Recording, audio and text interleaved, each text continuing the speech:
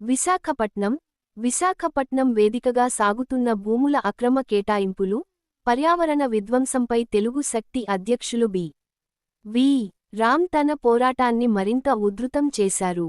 ఇందులో భాగంగా ప్రతిపక్ష నేత, వైసీపీ సీనియర్ నాయకులు బొత్స సత్యనారాయణతో రామ్ ప్రత్యేకంగా సమావేశమయ్యారు. గూగుల్ డేటా సెంటర్ పేరిట సింహాచలం కొండలను పిండి చేస్తున్న తీరును, మహారాణిపేట ఊటగడ్డ భూములను నిబంధనలకు విరుద్ధంగా వరుణ్ గ్రూప్నకు కట్టబెడుతున్న ఉదంతాలను ఆయనకు కూలంకషంగా వివరించి, ఒక సమగ్ర వినతి పత్రాన్ని సమర్పించారు. అప్ టు ఏప్రిల్ దాకా డేటా సార్, ఇది కూడా దగ్గర 2.5 lakhs జనం ఎవ్రీ మంత్ తిరుగుతున్నారు యావరేజ్, జనవరి టు ఏప్రిల్ దాకా.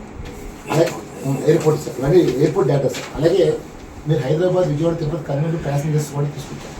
సో ఇవేమీ కన్సిడర్ చేయకుండా, ఫ్యాక్టర్స్ తీసుకోకుండా బ్లైండ్గా ఇప్పుడు మా కంటెంట్ ఏం లేదు సార్.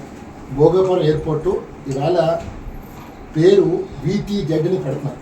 సో ప్రపంచాన్ని ఇవాళ చాలామంది విశాఖపట్నం ప్రేమించే చాలామంది ఉన్నారు సార్. టూరిస్టులు వస్తారు, వాళ్ళు ఏమనుకుంటారు విశాఖపట్నం వస్తారు. తీరా విశాఖపట్నం దిగిన తర్వాత అది విశాఖపట్నం ఇది కాదు, 70 కిలోమీటర్లు వెళ్ళాలని చెప్పి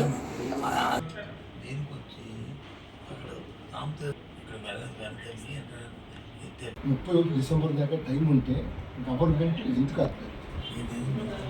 భోగాపురం ఎయిర్పోర్ట్ 31 డిసెంబర్ దాకా టైం ఉంది. లోపల దాకా మెట్రో రోడ్ ఉంది, రోడ్ దగ్గర ఉంది సార్.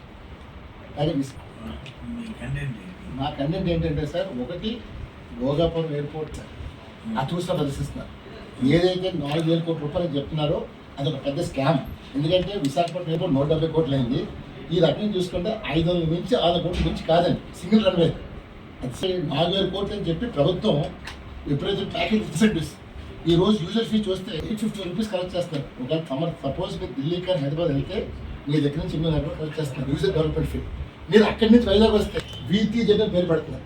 అంటే ప్రపంచాన్ని మోసం చేస్తున్నారు. చూస్తున్నారని ఇది అర్థం కాని $1 మిలియన్ ప్రశ్నగా మారింది. ఒకటే కోరుతున్నాం, కనెక్టివిటీ డెవలప్ చేసిన తర్వాత అప్పుడు దాకా ఎయిర్పోర్ట్ని ఆపమని చెప్పి డిమాండ్ చేస్తున్నాం. ఎందుకంటే ఏదైతే వాళ్ళు యూజర్ డెవలప్మెంట్ ఫీ 835 డొమెస్టిక్ డిపార్చర్కి, అరైవల్కి 350 పెట్టారో అది చాలా అన్యాయం.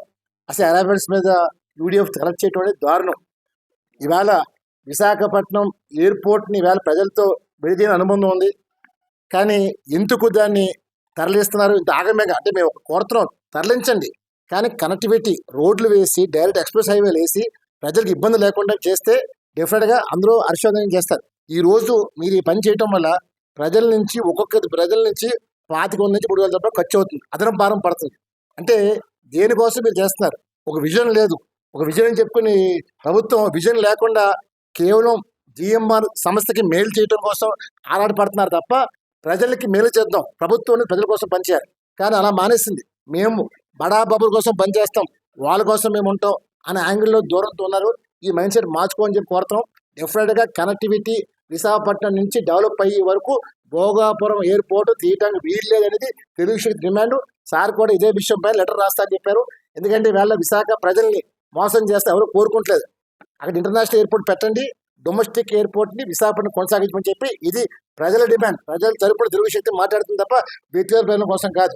కేవలం తెలుగు శక్తి ప్రజలు కదలాలి, యువత మేలుకోవాలి, బాధ్యత గుర్తించాలి, రాష్ట్ర భవిష్యత్తు మార్చాలనే ఒక స్లోగన్తో మేము పనిచేస్తున్నాం తప్ప ఈరోజు ప్రభుత్వం వాళ్ళు ఇష్టం వచ్చినట్టు దందాలు చేస్తున్నారు, భూదోపిడీ చేస్తారు. మాట్లాడితే మేము 90 రూపాయలకి ఇచ్చేస్తూ ఉంటున్నారు, సింహాచలం కొండ కొట్టేస్తున్నారు. అంటే హిందూ దేశంలో ఉండి వాళ్ళు హిందూ మతాన్ని భ్రష్టపట్టిస్తున్నారు. ఇలాంటి వాళ్ళు ఏం చేయాలని చెప్పి తెలుగు శక్తి ప్రశ్నిస్తుంది. అలాగే ఏదైతే గూగుల్ డేటా సెంటర్ ఏదైతే విశాఖపట్నం తీసుకొస్తున్నారో దీనిపైన ఇప్పటికే ప్రజల్లో చాలా వ్యతిరేకత ఉంది. మీరు నీరు ఎలగిస్తారు, కరెంట్ ఎలగిస్తారు చెప్పమంటే ఇప్పుడు చెప్పట్లే. కేవలం ప్రభుత్వం ప్రజల్ని మోసం చేస్తుంది. ఇంత దుర్మార్గ ప్రభుత్వం మనం చూడలేదు. నిన్నే మనం చూసాం, దేశ రాష్ట్రపతి గారు ఒక ప్రథమ పౌరురాలు విశాఖపట్నం వస్తే సిగ్గులేని ప్రభుత్వం నోటులలో బస్సు చేస్తుందంటే ఒక మహిళ పైన ఎంత ఈ ప్రభుత్వం ఉందో స్పష్టమవుతుంది.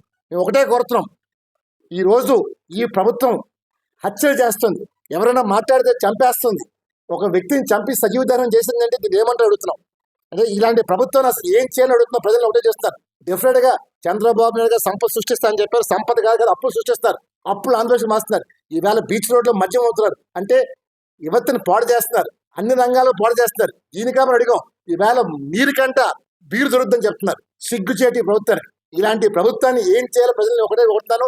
దయచేసి ఈ ప్రభుత్వానికి బుద్ధి చెప్పాల్సిన అవసరమైంది. డెఫినెట్ గా విశాఖపట్నం ఎయిర్పోర్ట్ కొనసాగించాలి. ప్రజల డిమాండ్ ని ఈ ప్రభుత్వం నిర్వహించాలి.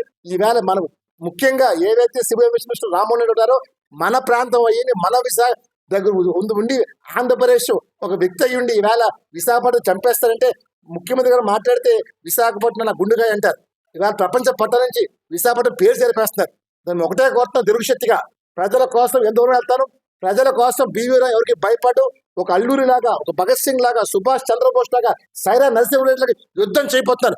నాడు బ్రిటిష్ అనేది గడగరించారు. ఇవాళ స్వతంత్రం కోసం అదే పోరాడారు. అదే స్ఫూర్తితో ఆంధ్రప్రదేశ్ ని ఈ ప్రభుత్వం చేస్తున్న ఆధునిక పాలని స్వస్తి చెప్పబోతున్నాం. డెఫినెట్ గా ప్రజలు తిరుగుబాటు చేయాలి. ఈవేళ ప్రశ్నించేవాడు బెదిరిస్తారు, రెడ్ బుక్ బెదిరిస్తారు. మిస్టర్ లోకేష్, నీ రెడ్ బుక్ అయితే నాది ఎమ బుక్. మేము భయపడం, ప్రజలు భయపడరు, ప్రజలు తరిగి కొడతారు. ఈవేళ నువ్వు ఒక డమ్మీ సీఎం గా, ఏదో నువ్వే సీఎం గా వ్యవహరిస్తున్నావు, షాడో సీఎం గా. ఇప్పటికైనా మైండ్ సెట్ బాగుంది. నువ్వెంత, నీ వయసు ఎంత, నీ బ్రతుకెంత అడుగుతున్నావు. డెఫినెట్ గా